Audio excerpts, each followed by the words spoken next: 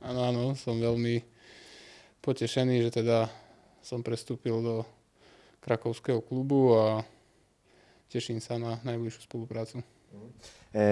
Możesz coś powiedzieć o sobie, o swoich posledných tímach a o kariérze?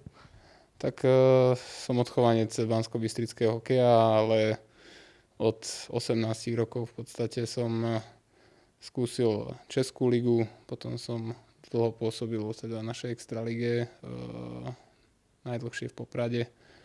No a po minuloročnej vlastne na báze v Zlíne som sa vrátil naspäť do extraligy a teraz som tu.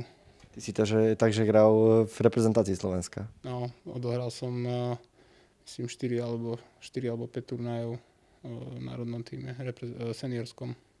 To bylo také dobrá skúsenosť, tento tým reprezentácií? Tak áno, ja som v podstate tento rok ostával na Slovensku aj na základe toho, že by som sa vrátil naspäť, lebo minulý rok som pozvánku nedostal z Českej extraligy. Tak, ale táto sezóna trošku náročnejšia a bohužiaľ neprišlo to opäť, takže bola to určite pekná skúsenosť, rád by som sa tam vrátil.